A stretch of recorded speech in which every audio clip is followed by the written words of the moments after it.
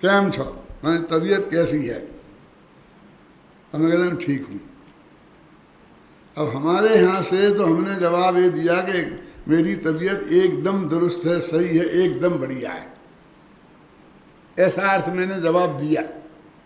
और वो अर्थ समझते थे कि ठीक ठीक है क्या, क्योंकि तुमने धीरे से बोला कि ठीक है। बाबू जी आपके सामने जोर से बोले हम तो वो समझते थे खड़ा कि हम क्या हुआ, क्या हुआ, क्या तकलीफ है, कैसा है? अरे भाई मैं तो कह रहा हूँ ठीक है, और आप तकलीफ पूछेंगे लंबे लंबे। हर दफे ऐसा होता था। क्या अब क्या बताऊं, पंडित हिम्मत भाई जी थे तो गुरुदेव पूछते थे क्या है हिम्मत भाई? ठीक है, ठीक है। ये तो बहुत बारीक अंतर होता था, जो गुरुदेव जानते थे कि वो जानते थे कि 10-5 श्रोता जानते थे कि जरा धीमे उनने कहा तो उसका अर्थ है कि मैं आपकी बात से सहमत नहीं हूं, बोलो आप। और जोर से कह दिया तो उसका अर्थ है कि हाँ बिल्कुल सही है, इसमें सहमत हूं। अब आप लोग तो सब इतनी बात तो जानते ही होंगे, आप क्या समझेंगे कि क्या पंडित जी क्या कह रहे हो, गुरुदेव क्या समझ रहे हैं? ऐसा हरेक आदमी की भाषा में, टोन में फर्क होता है। जब तक आप उसे नहीं समझेंगे तो सही बात तक नहीं पहुंच सकते हैं। देखो मैं वही पंक्ति फिर पढ़ता हूं आपसे, पर ज्ञेयों के ज्ञान मात्र मैं नहीं जिनेश्वर। मैं मात्र इतना ही नहीं हूं कि पर ज्ञेयों को जानता रहूं। तो क्या है कि परगे भी मेरे ज्ञान में आते हैं, हैं? और भगवान आत्मा भी मेरे ज्ञान में आता है। मैंने मैं स्वपर प्रकाशक हूं, ये जवाब उन्होंने दिया है। अब इसको उल्टा भी कर दो, परगेयों के ज्ञान मात्र में नहीं जनेश्वर, स्वज्ञेय का ज्ञान मात्र में नहीं जनेश्वर, कि मैं अकेला अपने कोई जानूं ऐसा मैं नहीं हूं। मैंने मैं पर भी मेरे जानने में आता है, ये भी अर्थ निकलता है। क्यों? तो यहाँ आचार्य देव स्वपर प्रकाशक बताना चाहते हैं, और भाषा ऐसी है, देखो योयम भावो ज्ञान मात्रो अहम अस्मि, कि ये जो भाव है, ये मैं नाम का भाव है, ये मैं नाम का जो पदार्थ है वो अकेला पर मैं ज्ञान मात्र हूँ, मैं ज्ञेयों का ज्ञान मात्र नहीं हूँ। ये संस्कृत की पंक्ति का बिल्कुल हिंदी अर्थ है अक्षरशः। क्या कि मैं ज्ञान मात्र तो हूँ, पर मैं ज्ञान मात्र ही हूँ, अकेले पर ज्ञेयों का ज्ञान मात्र नहीं हूँ।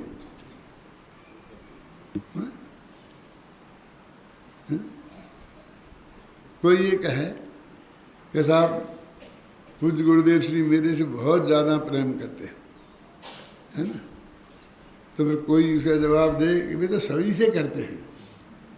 उसका क्या अर्थ है कि करते हैं तो क्या गजब हो गया, तुम काहे को महिमा गा रहा है अपनी?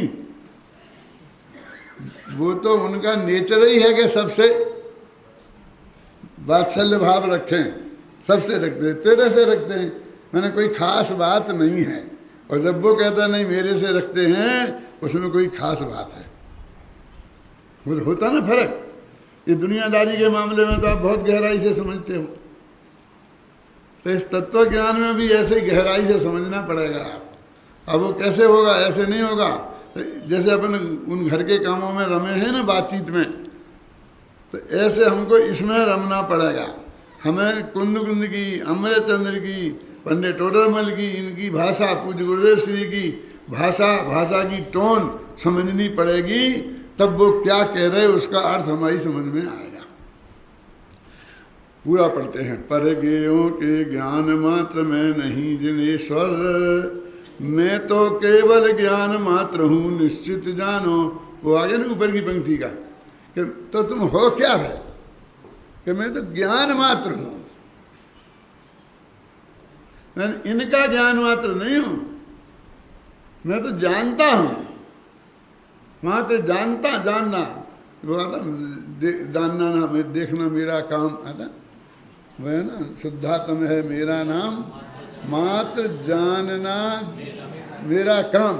तो मात्र जानना मेरा काम है, तुमको जानना, इनको जानना, इनको जानना, पर को जानना, स्व को जानना, ये मेरा काम नहीं है। ये ऐसा से भेद डाल के जानना ये मेरा काम नहीं है। देखो वो जो उस बालगुरुकुल पाठमाला भाग 1 में जो पाठ दिया है वही समय सार के अंत में दिया। बोलो क्या करें?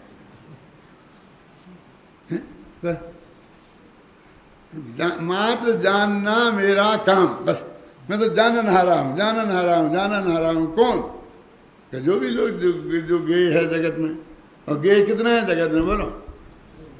हैं? जगत में ऐसा कोई पदार्थ है जो गे ना हो? बताओ। जो जानने लायक नहीं हो, जिसमें प्रमेयत्व नाम का गुण नहीं हो, नहीं है ना। और मैं जानन हारा हूं, और किसको जानन हारा हूं मैं? किसी को नहीं, मतलब सबको। मेरे ऐसा भेदभाव ही नहीं है कि किसको जानना किसको नहीं जानना। तो वो जानने में, सारे पदार्थ जानने में आने वाले हैं और मैं जानने में वाला हूं। कि मैं स्वयंभू, मैं पर भी, ऐसा भेद मैं क्यों करूं? अभी हाल नए खड़े हो जाएंगे कि मैं निश्चय से है, अपने को जानता है, फिर व्यवहार से पर को जानता है। क्यों? कि व्यवहार क्यों कह रहे भैया तुम? जानता तो पक्का है ना? हाँ जानता तो पक्का है। उन्होंने जो बताया है कि ज्ञानानंद स्वभावी जीव है केवल ज्ञान में, दिव्य ध्वनि में, और उन्हीं ने ये बताया कि रूप रस गंध 12 पुद्गल है। दोनों एक भगवान ने बताया ना। और जो जीव पुद्गल को चलने में निमित्त हो वो धर्म द्रव्य है, गमन पूर्वक ठहरने में निमित्त हो वो अधर्म द्रव्य है, रहने में निमित्त हो वो आकाश द्रव्य। तो उनने ही बताया ना ये, तो उनने ये सब जाने के नहीं जाने। एक तो जाने, एक साफ साफ जाने, एक जरा ऐसे धुंधले धुंधले जाने। क्यों? ऐसा कुछ फर्क है केवल ज्ञान में? तो वो ये कहते हैं कि तुम ऐसा भेद करके क्यों डालते हो? मैं भेद करके जानने वाला भगवान आत्मा नहीं हूँ, मैं तो एक जाननहार हूँ, बस जानना मेरा काम है। एक डॉक्टर बैठा है कि मैं तो इलाज करता हूँ, मैं डॉक्टर हूँ। ये किसका करते हो? कि मरीज का? नहीं, किसी का, जैनियों का। हम तो सिर्फ मरीज का इलाज करते हैं, समझे ना। हम हिंदू मुसलमान का इलाज नहीं करते, माने हमारी दृष्टि में वो हिंदू मुसलमान नहीं है। हमने तो कभी देखा ही नहीं उसे हिंदू के रूप में, हमने तो कभी उसे मुसलमान के रूप में देखा ही नहीं। हमने तो सिर्फ उसे मरीज के रूप में देखा है। समझ में आया ना। और गवर्नमेंट के लिए ऐसा आदमी बहुत बढ़िया है। फिर भी कह रहे, जैन धर्म भी कह रहे कि ऐसा आदमी बहुत बढ़िया है कि जिसने किसी को नहीं देखा हो और सबको देखा हो। उसने देखने का काम किया, उसमें किसी के साथ कोई पक्षपात नहीं किया। इधर सच्ची घटना है। अशोक नगर में, एक क्या नाम, जयपुर में आदर्श नगर के मंदिर में मैं प्रवचन करता था। वहीं आसपास एक कलेक्टर साहब रिटायर्ड हो गए थे और वे वहीं, उनका बंगला था तो वे वहीं रहते थे। तो रिटायर्ड हो गए तो प्रवचन में आने लग गए। अब प्रवचन में आने लग गए तो वे तो अपने को बहुत बड़ा आदमी समझते थे। तो हर बात पे बोलना, फिर जो कुछ भी बोलना, जो भी मन में आवे तब बोलना। तो ऐसे बहुत पंडितों को उन्होंने सुना था, सब पंडित बेचारे सुनाते रहते साहब साहब कहते। अब मैं गया पहली दफ़े तो वे सुना, तो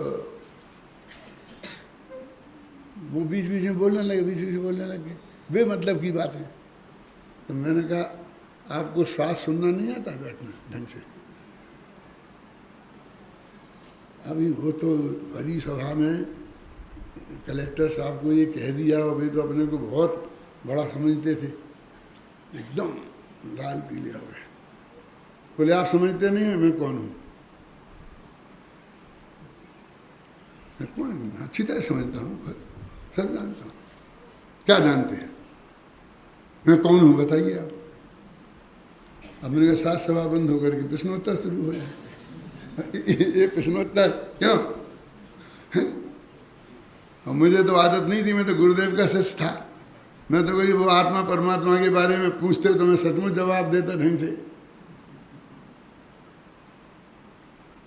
तो मैंने कहा भाई साहब, मेरी सभा में तो आप एक श्रोता हैं, इससे ज़्यादा कुछ नहीं। कि नहीं मैं कलेक्टर हूँ, कलेक्टर। मैंने कहा होंगे कलेक्ट्रेट में, जब मैं आपके ऑफिस में आऊँ तब आप कलेक्टर होंगे और मैं आपका एक क्लाइंट जो कुछ भी होऊंगा वहाँ, तो आप वैसे ही व्यवहार करेंगे कि नहीं? कि मैं पंडित हूँ इसलिए वहाँ खड़े हो जाएंगे अपनी कुर्सी से, सब व्यवस्था करेंगे मेरे लिए? क्यों?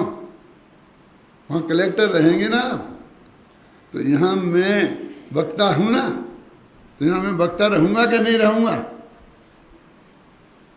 मैंने 8 घंटा उन्हीं को पढ़ाया, प्रवचन दिया कि कल से आप आइएगा तो कलेक्टर बन के मत आइएगा, एक श्रोता बन के आइएगा। कुछ समझना हो, कुछ सीखना हो तो। क्या हुआ होगा पूरी सभा में और पूरे गांव में, आप कल्पना कर सकते हैं। था अपने इसमें क्या भाई, उसमें क्या था? वे कलेक्टर हैं, वो जान लेते, जान लिया ना। और कैसा जान लेते?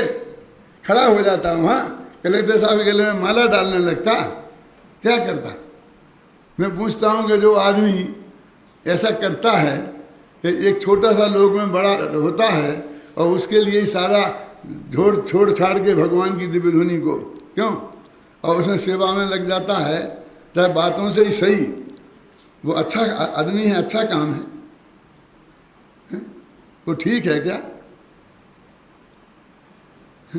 नहीं होना चाहिए ऐसा। ठीक है, सामान्य तरीके से तो हो सकता है, लेकिन वो वहाँ उसका रौब ही गांठने लग जाए, ऐसा नहीं हो सकता। यदि वो वक्ता इतना डरपोक होगा तो उसे जनवाणी की गद्दी पे बैठ के सुनाने का अधिकार नहीं है। और मुफ्त, इसका मतलब मुफ्त में अकड़ने की बात नहीं है। कोई भी जनवाणी की इतनी अवहेलना करे। ये बात चल रही है और कुछ भी बात कर, तुम अदालत में केस चल रहा है और बीच में तुम कुछ भी, कैसा वो मोदी जी जीत गए, महाराष्ट्र में फलाना जीत गया, कुछ भी ठोक सकते हो आप वहाँ? तो भगवान की गद्दी ऐसी है कि आप जो भी चाहो अपनी बात कह सकते हो? नहीं, बिल्कुल मर्यादा में और गौरव के साथ इसको कही जानी चाहिए और गौरव के साथ सुनी जाना चाहिए। वो कहते हैं देखो, परगेयों का ज्ञान मात्र में नहीं जनेश्वर, मैं तो केवल ज्ञान मात्र हूँ। केवल ज्ञान माने केवल ज्ञानी हूँ मैं, ऐसा अर्थ नहीं है।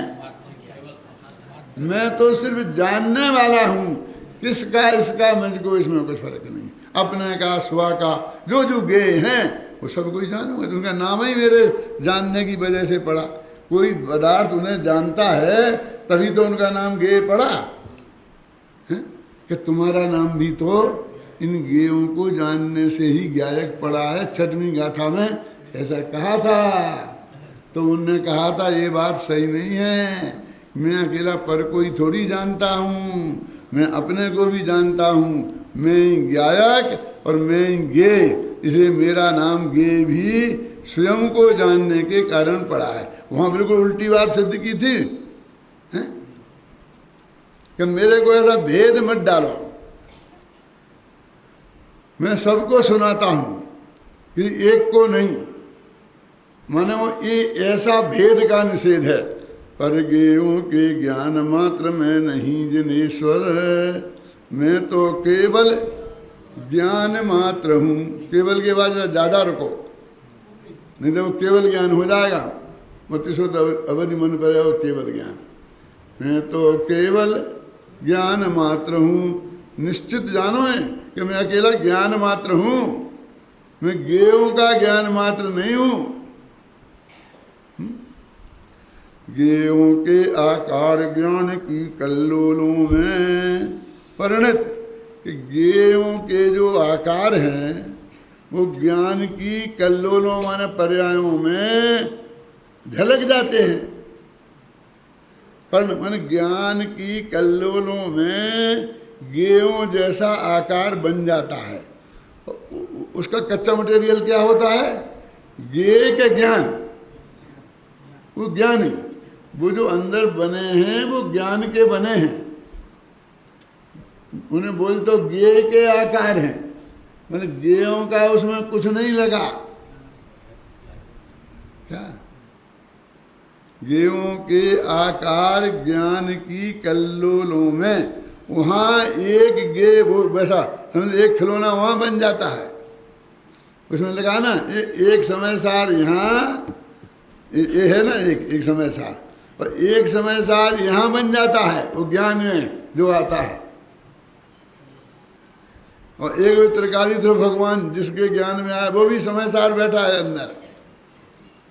गेयों के आकार ज्ञान की कल्लोलों में परिणत, तो ज्ञान की कल्लोलों में परिणत हो जाते हैं। तो इस तरह मैं ज्ञाता भी हो जाता हूँ, वही स्वज्ञान का ज्ञाता, स्व का ज्ञाता हो गया ना, और मैं ज्ञान भी हो जाता हूँ और मैं ज्ञेय भी हो जाता हूँ। ऐसा मैं ज्ञाता भी हूँ, ज्ञान भी हूँ, ज्ञेय भी हूँ, ऐसा तीनों मैं वस्तु मात्र हूँ। बस मैं तो वो वस्तु हूँ। मैं ऐसा भेद मत डालो कि मैं ज्ञाता हूँ। ज्ञाता कहते मैं ज्ञाता भी अपनी ज्ञान की पर्यायों की कल्लोलों को जानने के कारण हूँ। मैं भी ज्ञेय भी हूँ, क्योंकि मेरी वो ज्ञान की कल्लोलें में आकार बन गए ना ज्ञेय जैसे। मैंने उनको जाना और स्वयं को भी जाना, और ज्ञाता और ज्ञेय हूँ, ज्ञान और ज्ञान तो हूँ ही मैं, और ज्ञाता। इस तरह मैं ही ज्ञाता, मैं ही ज्ञान और मैं ही ज्ञेय, उस रूप परिणत मैं तो मात्र वस्तु हूँ। जो छड़ल में कहा न, जहाँ ज्ञान ज्ञाता ज्ञेय न को न विकल्प बच न भेद, जहाँ चिद भाव कर्म चिदेश करता चेतना क्रिया, तहाँ तीनों अभिन्न अखंड शुद्ध उपयोग की निश्चल दशा।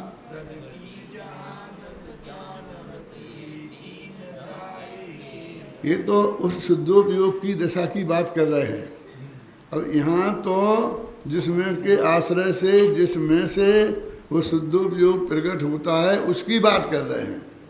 वो भगवान आत्मा न ज्ञान है, न ज्ञेय है, न ज्ञाता है, वो इन तीनों का अखंड एकमात्र वस्तु हूँ। मैं ऐसा हूँ, ये इन्होंने यहाँ पर निर्णय किया। तो यहाँ तो इतना निर्णय किया इसमें कि परगेयों के ज्ञान, ये तो मैं प्रवचन कर चुका हूँ, उस कलश को द्वारा दोहराया है, और शायद यही किया था। अभी आगे इसके बाद में जो चलना है अपन को, वो ये कहते थे, यहाँ तो कह दिया कि मेरे में कोई भेद नहीं है, हैं? अब आगे के कलशों में वो भेद बता रहे हैं। 4 कलश हैं, पढ़ो भाई, कौन पढ़ेगा? अरे अमेचक कभी कभी यह मेचक दिखता, कभी मेचका मेचक यह दिखाई देता। अनंत शक्तियों का समूह यह आत्म फिर भी दृष्टिवंत को भ्रमित नहीं होने देता है।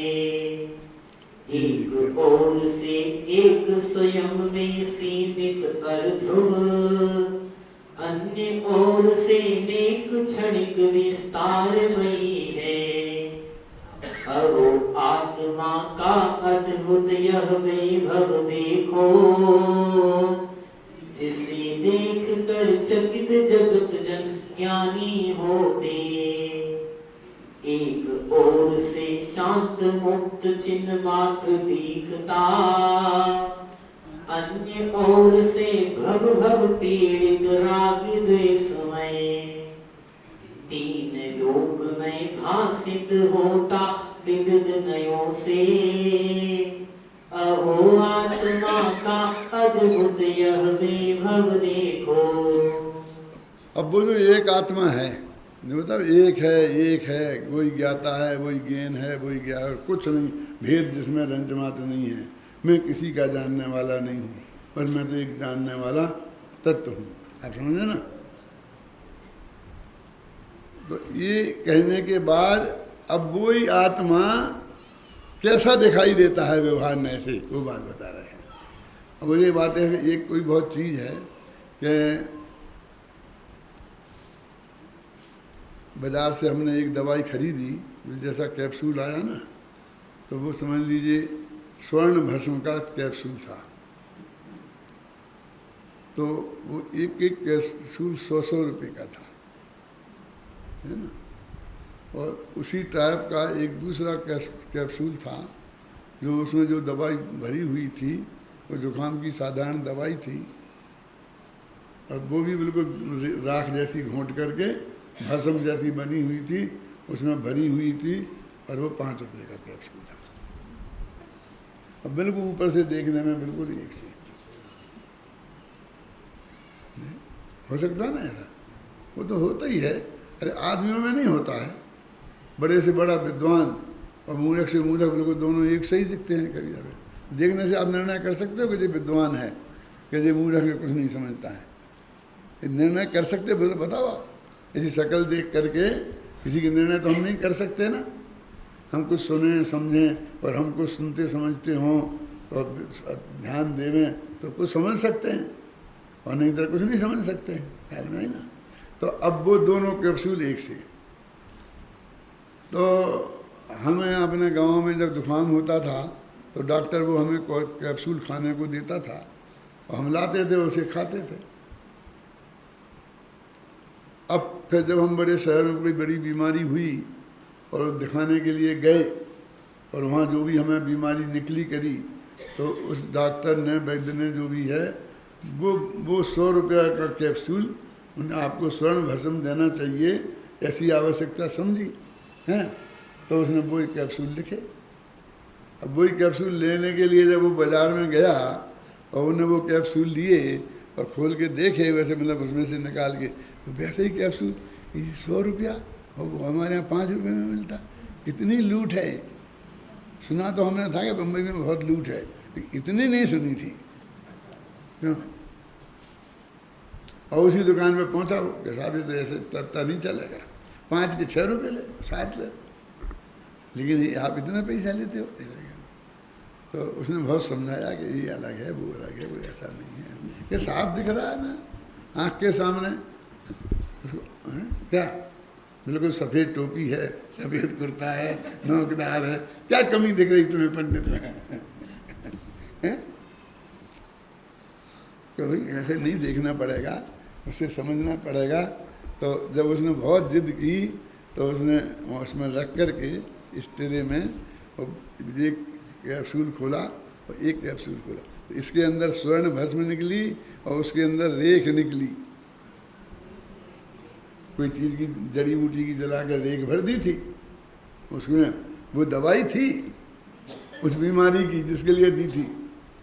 किसी ने ठगा ऐसा नहीं कह रहा हूँ मैं, लेकिन वो अंदर में जब दोनों का अंतर देखा, वो नहीं पहचानता होगा जो स्वर्ण भस्म है और ये रेख है, लेकिन वो अंतर तो दिखाई दिया ना, तो उसका वैभव समझ में आया कि नहीं आया। जब अब उस आदमी को इसके अलावा हमारे पास क्या उपाय है ये समझाने के लिए कि इसमें अंतर है। तो ऐसे ही कहते हैं त्रिकालीधर भगवान आत्मा, ये स्वयं भगवानों का भी भगवान है। अष्ट पहाड़ की, मोक्ष पहाड़ की 103वीं गाथा में लिखा है कि जिसे सारी दुनिया नमस्कार करती है वो जिसे नमस्कार करे, उस भगवान आत्मा को मैं नमस्कार करता हूँ। सारी दुनिया कौन? अरहंत सिद्ध सब नमस्कार करते हैं त्रिकालीधर भगवान आत्मा को। तब यह भगवान आत्मा को मैं नमस्कार करता हूँ ऐसा कहूँ तो कौन से भगवान आत्मा? समझ गए ना? वे सारे हैं वो भगवान आत्मा। तो ऐसा नए से भेद करके समझाना पड़ेगा कि परम शुद्ध निश्चय नय का विषयभूत आत्मा, कि शुद्ध निश्चय नय का विषयभूत आत्मा, कि एक शुद्ध निश्चय नय का विषयभूत आत्मा, कि अशुद्ध निश्चय नय का विषयभूत आत्मा, कि सद्भूत व्यवहार नय के विषयभूत आत्मा, कि असद्भूत व्यवहार नय का विषयभूत आत्मा, कि उपचरित नय का विषयभूत आत्मा, कि अनुपचरित का विषयभूत आत्मा। अरे 8 आत्मा तो मैंने बता दी है आपको, और मैं निकाल के अलग अलग रख सकता हूँ आपके सामने। ये 8 कैप्सूल एक से निकाल के रख दे वो, और एक 10 रुपये का, और एक 20 रुपये का, एक 30 रुपये का, एक 40 का, एक 50 का, एक 100 का। हो सकता है कि नहीं हो सकते? तो उसे समझना पड़ेगा ना, वो दुकान तभी कर पाएगा मेडिकल की। है? और वैसे तो सब एक से ही दिखते हैं कि नहीं दिखते हैं? तो ये जो मैंने बताया मजाक नहीं किया है, ये हैं सब शास्त्र में। मैं बताऊं थोड़ा आपको। स्त्री पुत्र मकान जायदाद रुपया पैसा नगर देश गांव जिसके हैं और जो उनका है, उस आत्मा को बोलते हैं उपचरित असद्भूत व्यवहार नय का आत्मा है। और स्त्री पुत्र आदि के साथ साथ शरीर भी जिसके है, उस आत्मा को बोलते हैं अनुपचरित असद्भूत व्यवहार नय का आत्मा। फिर राग देश में आत्मा को बोलते हैं उपचरित सद्भूत विषय व्यवहार नय का विषय। निर्मल पर्यावरण सह सम्यदृष्टि आत्मा को बोलते हैं अनुपचरित सद्भूत व्यवहार नय का विषय। क्यों? फिर राग देश परिणति से सहित है, उसे बोलते हैं अशुद्ध निश्चय नय का विषय। फिर सम्यदर्शन रूप परिणति से सहित है, उसे बोलते हैं एक देश शुद्ध निश्चय नय का विषय। फिर केवल ज्ञान से जो सहित है, उसे बोलते हैं परम शुद्ध निश्चय नय का विषय। और इन सब से रहित है, उसे बोलते हैं परम शुद्ध निश्चय नय का विषय। 8 प्रकार के आत्मा मैंने अभी आप बता दे। अब आप दोहरा सकते हो? नहीं, मैं आपको ऐसे भी बता सकता हूँ कि आप यहीं दोहरा दो और कभी नहीं भूलो। उसमें कोई ज़्यादा बहुत बड़ी बात नहीं है। हर चीज़ में तरकीब होती है, उसे आप उस तरकीब से ध्यान रखो, हैं? तो वो बात सब, वो तरकीब भी बता दूं कब को रखना, किस दिन के लिए रखना, बोलो अभी बता दूं, याद रखोगे? कल पूछ सकूंगा? अच्छा देखो अभी तो बता ही दिया कि स्त्री पुत्र मकान जायदाद सबसे लिपटा हो, तो वो सबसे अधिक उपचरित असद्भूत व्यवहार नय का विषय है। माने जो अपने हैं ही नहीं, बहुत दूर के हैं, वो है स्त्री पुत्र आदि से सहित। फिर जो अपने शरीर नज़दीक का है, तो शरीर सहित, तो अनुपचरित का हो गया ना। ये जैसा मानने वाले जीव यहाँ बैठे हैं ना, अभी हमको आपको जीव आत्मा कहते हैं, वो सब ऐसे ही हैं कि साथ में ये भी मानते हैं कि इनके 2 बच्चे हैं, इनकी पत्नी है, इनका धन है, अरबपति हैं, करोड़पति हैं। ये सब बोल रहे हो, ये क्या है? ये हमारे खाते में जाकर उपचरित असद्भूत व्यवहार नय के खाते में डाल देते हैं हम। नहीं, ऐसा नहीं मानते। कौन नहीं मान रहा? कौन के ज्ञान में ये बात नहीं है? तो ऐसे फिर अकेला शरीर वो अनुपचरित में, तो क्यों उन्हें उपचरित में क्यों डाला? शरीर स्त्री पुत्र मकान जायदाद को, और इसे अनुपचरित में क्यों डाला? कि जन्म से लेके मरण तक का जिसका साथ है, उसे उपचरित में डाला। और जो जन्म के बाद आके मिले हैं और मरने के पहले छूट जाएं, उन्हें अनुपचरित में डाला। उल्टा समझ लो, है ना? उपचरित इन्हें अनुपचरित। क्यों? कि ये शरीर का नजदीक का संबंध है अपेक्षाकृत उसके स्त्री पुत्र आदि के, क्योंकि वो जिंदगी में जन्म के पहले आए नहीं हैं और मरने के पहले छूटेंगे नहीं शरीर, तो उससे भेद भी अज्ञान करना बहुत कठिन है। शरीर जुदा है और आत्मा जुदा है, ये मानना बहुत कठिन है। दूसरों को देख के कोई नहीं मानता है, जब खुद ही मरता है तब मानता है, तब मानने लायक नहीं रहता। समझ में आई ना? और स्त्री बाद में आती है और पहले मर सकती है। अपन मर जाए तो छूट तो सकती है ना। पुत्र भी बाद में आए, पहले जा सकता है, ये स्त्री पुत्र मकान जायदाद ये सब आप समझेंगे नहीं, तो इनसे भेद विज्ञान आसानी से हो सकता, इसलिए एक नए में डाल दिया। हम पहले एक नए को समझा देंगे और फिर दूसरे नए की बात करेंगे। ऐसे ही ऐसे आठों की में जो चीज़ें हैं वो आपकी समझ में आ जाएंगी, जिससे आपके ख्याल में आ जाएगा कौन सा नए कैसे क्या लगता है। अब वो कहते हैं कि मैं इस झगड़े में नहीं पढ़ना चाहता, इसके लिए उन्होंने क्या कहा, पर गेयों के ज्ञान मात्र में नहीं जिनेश्वर। काय के लिए कहा कि तुम्हें जिन जिन को मैंने जाना और उन्होंने फिर मैं इतने भेद करते फिरूं, जे ऐसे जाने, जे ऐसे जाने, जिस जाने, इसमें से अभी आएगा अंत में इनके नयों में उलझ जाऊं मैं नयों से इस तरह से उलझ जाता हूँ। तो कहते नहीं, मैं नहीं जाना चाहता हूँ, मैं तो एक ज्ञान मात्र हूँ, बस जाना, इतनी बात जानी, बस मैं तो इतनी बात जानता हूँ कि भगवान आत्मा स्व और पर दोनों को जानता है कि नहीं। और फर्क है क्या, जीव को जैसा जाना पुद्गल को वैसा ही जाना कि नहीं जाना, जानने में कोई फर्क है क्या नहीं। वैसे तो फर्क है, जीव जीव है, पुद्गल पुद्गल है, पुद्गल रूप रसगंध स्पर्श वाला है और जीव ज्ञानानंद स्वभाव वाला है, ऐसा अंतर तो है ना। लेकिन मेरे जानने में तो हम ये कहते हैं कि आप कहते हो परद्रव्य को आत्मा जान नहीं जानता, और जो जानना माने वो अज्ञानी, तो नहीं जानता ही नहीं है। सोच लो अच्छी तरीके से, यदि जानता ही नहीं है तो कितनी दिक्कतें खड़ी होंगी। ये शास्त्र में जो 6 द्रव्य लिखे हैं झूठे साबित होंगे, क्योंकि पुद्गल नाम का जो द्रव्य बताया है, आकाश नाम का जो द्रव्य बताया, वे तो कुछ जानते नहीं और दूसरे उन्हें जानेंगे नहीं, क्योंकि कोई किसी दूसरे को जानता ही नहीं, तो वे जाने ही कैसे गए, बता कैसे रहे तुम, मतलब उन्हें किसने जाना मुझे बताया। द्रव्य 6 हैं, जीव पुद्गल धर्म अधर्म आकाश काल, और पुद्गल वो है जिसमें रूप रसगंध स्पर्श हो। ये किसने जाना, किसी ने जाना कि नहीं जाना, तो सही जाना कि गलत जाना। तो एक दूसरे द्रव्य को नहीं जानता है, निष्कर्ष तुम कैसे निकाल सकते हो।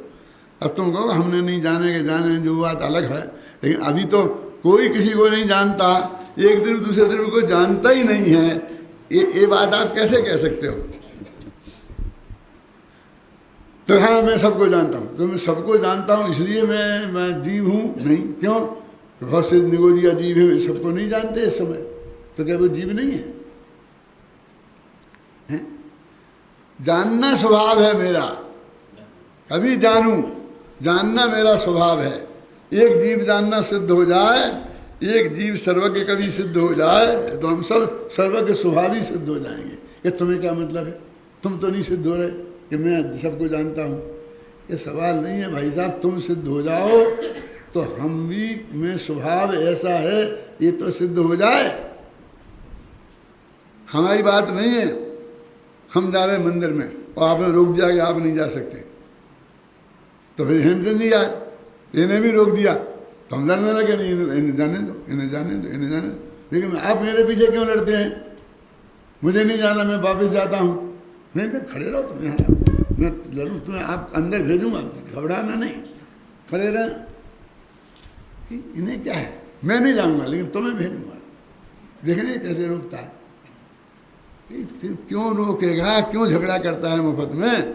वो कहता है इसको चले जान दें और इसका जाना सिद्ध हो जाए, और तो मुझे कौन रोकेगा।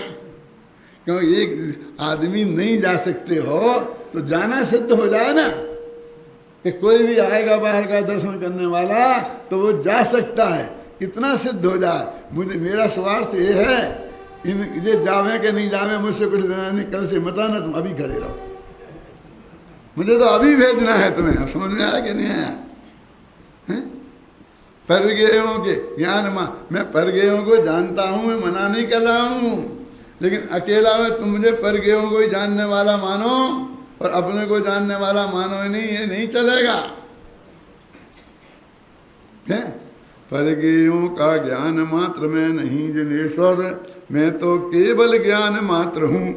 निश्चित जानो गेयों के आकार ज्ञान की कल्लोलों में, वे गे नहीं आते हैं, गेयों के आकार आते हैं और बोलते होने गेयों के आकार, वास्तव में वे गेयों के नहीं है, वे ज्ञान ही के आकार बने हैं।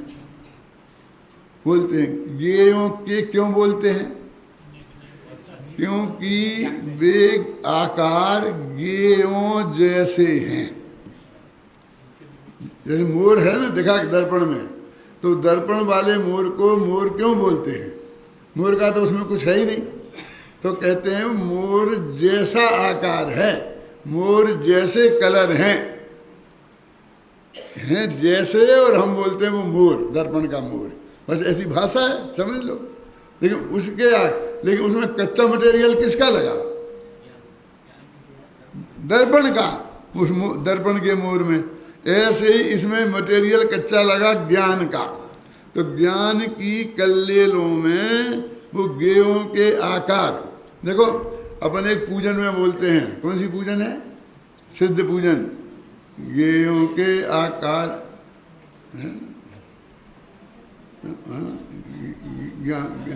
पूजन की पूजन है ना, गे, हाँ बोलो बोलो जोर से। अरे चंद्री, एक बनारसी दास का उसमें छंद है जो सिद्ध पूजन है, उसमें गेयों के आकार, वो तो है तो गेयाकार, समझे ना। और उन्होंने उसको बदल के ये भी कर दिया गेयों के आकार। ये सही नहीं है कमल जी, गेयाकार है, तो गेयों के क्यों कर दिया? गेयों गेयाकार, ऐसा है, गे गेयाकार। वे गे के आकार के रूप में ज्ञान में परिवर्तन हुआ। अब वो बात तो समझ में किसी की आती नहीं कि गेयों, जिस गे का आकार जो ज्ञान में झलका है, वो आकार गे का नहीं है, ज्ञान का है। समझे ना। अब वो गेयों के आकार बोलने लगे उसे, गे के आकार है ही नहीं, वो समझता नहीं था, उसने ऐसा अर्थ कर दिया। तो वो कहते हैं कि ज्ञान की पर्याय में वे वैसे आकार बने। तो गेयों के आकार ज्ञान की कल्लेलों में, ज्ञान की कल्लोलों में मान पर्यायों में गेयों के आकार झलके, तो वे गेयों जैसे आकार बन गए, वो ज्ञान की पर्याय में बने। तो कल्लोलों से परिणत, उन पर्यायों रूप से परिणत हो गए वे, और उनको वो इसलिए वो ज्ञाता भी हैं, वही ज्ञान है, वो गेयमय है। ऐसी वस्तु जो ज्ञान ज्ञाता गेयमय है, मैं तो सर्व मात्र ऐसा हूँ। अब सामान्य आदमी को नहीं लगा, काय का तो निषेध किया और काय का समर्थन किया कि मैं क्या हूँ और क्या नहीं हूँ, उसी समझ में कुछ नहीं आता। तो एक है तो भाई गेयों को उसको भी जानता है, आत्मा ज्ञान को भी जानता है। अब किस वक्त कहाँ किसकी अपेक्षा ली है उसे देखो, फिर देखो। अब वो उसी को अनेकांत से कह रहे, एक ओर से स्वयं में सीमित, यही छंद है नहीं, अरे अमेचक कभी कभी यह मेचक दिखता।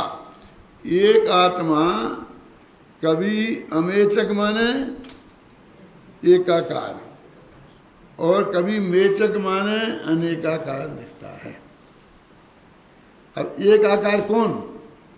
जो वो ज्ञान का आकार है, और अनेकाकार कौन? जो गे झलके हैं, उनके आकार जो ज्ञान में बन गए हैं, उनकी दृष्टि से वो अनेकाकार है। दर्पण में एक आकार है, दर्पण रूप है, और दर्पण में जो मोर झलका है, वो मोर के आकार जो ज्ञान में बन गए हैं, वो अनेकाकार है। तो कभी मेचक माने एकाकार और कभी अनेकाकार दिखाई देता है। तो कैसे दिखे वो तो जैसा वैसा दिखना चाहिए हमेशा। तो वो कहते हैं तो दृष्टियों का भेद है, नए की दृष्टि का भेद है। जब जिस नए से देखो तब वैसे उस नए से दिखेगा वैसा। देखो मैं बताऊं, अभी अपन को देखें कैसे हो गया समय। लेकिन जैसे कि एक पुलिस वाला एक चोर को खोजने निकला, और उस चोर का फोटो कुछ लोगों ने जिनने देखा था उनके कहने से एक स्पेशलिस्ट ने बना देते ना पुलिस वाले, और ऐसा बताते हैं सबको कि ये आदमी तुमने देखा कि नहीं देखा, देखा। अब वो फोटो लेकर के और वो चोर को देखने निकला। अब हर एक को देखता है। किसको देखता है बोलो? हर एक को देखता है कि उस फोटो को, हर एक में उस फोटो को देखता है। उस फोटो से कहीं कुछ मिलता दिखता है तो पकड़ लेता है, चलो थाने में, और नहीं तो चलो जाओ। किसको देखता है? तो वो बाकी तो लोग दिखते हैं, देखता नहीं है। देखता उसे जब बोलते हैं जब उसका प्रयोजन उसको देखना हो। उसका प्रयोजन नहीं होता है, सब दिखते हैं दुनिया। आपने उसे देखा नहीं, मैंने कुछ नहीं, मैंने सबको ही देखा था। बहुत भीड़ थी कि 4000 आदमी थे, तुम्हें कैसे देखे समझ से करना? 4000 आदमी थे, तुम्हें कैसे पता कि मैंने देखे? तो तुमने देखा है तो वहाँ कमल जी थे, कमल जी को भी देखा होगा कि नहीं देखा? ये कैसे कहीं होता है? उन 4000 में थे, कहाँ देखा? हॉल को देखा था कि हॉल के बिल्कुल बीच में मैं बैठा था। अब क्या करें? बीच में बैठे थे, तुम उसमें थे, और हमने तुम्हें नहीं देखा तो नहीं देखा। ऐसा होता है नहीं लोक में कि नहीं? ऐसे ही होता है कि कभी अमेचक और कभी मेचक, जोन सा हम नए लगाएंगे वैसा दिखाई देगा, हैं? और कभी मेचका मेचक, कभी एकाकार और अनेकाकार दोनों रूप में ये दिखाई देता है। ऐसा ये जो छंद हैं इनमें वो चार जो भेद हैं वो सब बताए हैं। कौन से चार भेद? द्रव्य, क्षेत्र, काल और भाव। इन चार के 8, और बताएंगे कभी ऐसा दिखता, कभी ऐसा दिखता, कभी ऐसा दिखता, कभी ऐसा दिखता, है ना, उन दृष्टियों से। और सब रूप है और किसी रूप नहीं है, एक दृष्टि से देखो। उस भेद करके नहीं देखो तो वो दृष्टि से नहीं है। ऐसा वस्तु का स्वरूप है। इसको विस्तार से कल बात करेंगे।